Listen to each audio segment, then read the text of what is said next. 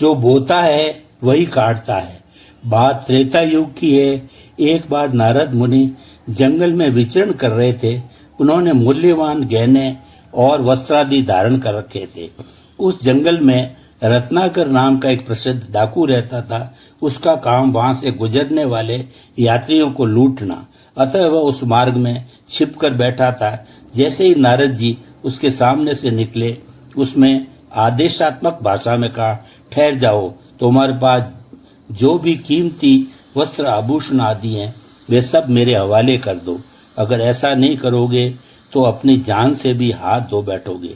यह सुनकर नारद जी रुक गए और बोले, ये सब वस्तुएं तो मैं तुमको सहर्ष दे दूंगा। मुझे इन क्षण भंगुर वस्तुओं के लिए अपने प्राण गंवाने की कोई आवश्यकता नहीं है। लेकिन इससे पहले मैं तुमसे एक प्रश्न पूछना चाहता हूँ कि तुम इन सब को लेकर क्या करोगे। यह सुनकर रत्नाकर हंसने लगा और बोला, तुम बड़े मूर्ख हो। करूँगा क्या? मेरे घर में भरा पूरा परिवार है, माँ बाप है, भाई बहन है, पत्नी है, बच्चे हैं। उन सबको ऐशो आराम मिलेगा। इन वस्तुओं को बेचकर बहुत सारा धन मिलेगा।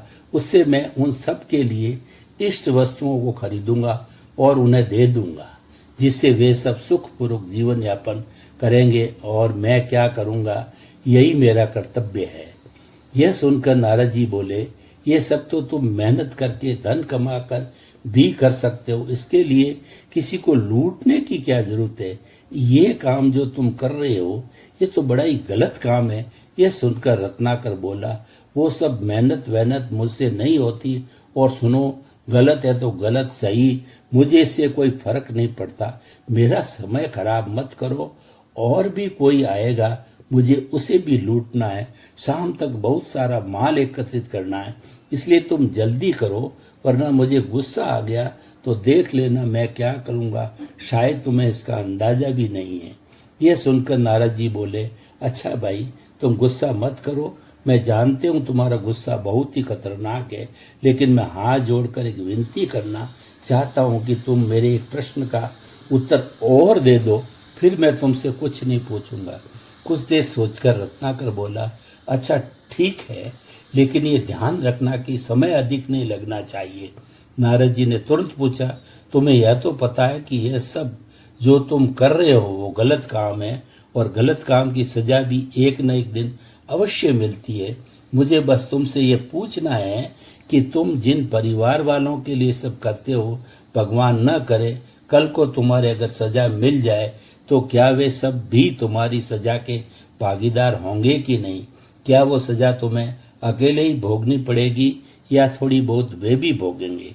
यह सुनकर रत्नाकर बोला, यह सब तो मैंने कभी सोचा ही नहीं। नारद जी बोले, तो ऐसा करो, तुम उनसे पूछ कर आओ, फिर मैं तुम्हें सारे गहने वस्त्रादि दे दूंगा। इतना सुनते ही रत्नाकर बोला, आप मुझे मूर्ख समझते हो क्या? बहुत अच्छी योजना बनाई आपने। मैं पूछने जाऊं और आप यहाँ से 9 2 11 हो जाओ। यह सुनकर नारद जी बोले, नहीं नहीं, ऐसा नहीं है, मैं कहीं नहीं जाऊंगा।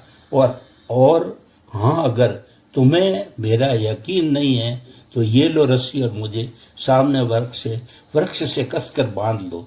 तत्पश्चात रत्नाकर ने वैसा ही किया, बांध दिया पेड़ से नारद जी को और चल दिया घर की ओर। घर पहुंचकर उसने घर के सभी सदस्यों को एकत्रित किया और पूछा, तुम सबको यह तो मालूम ही है कि तुम जो ये ऐशो आराम की जिंदगी जी रहे हो, इस पर धन खर्च होता है, वो मैं लोगों को लूट कर लाता हूँ।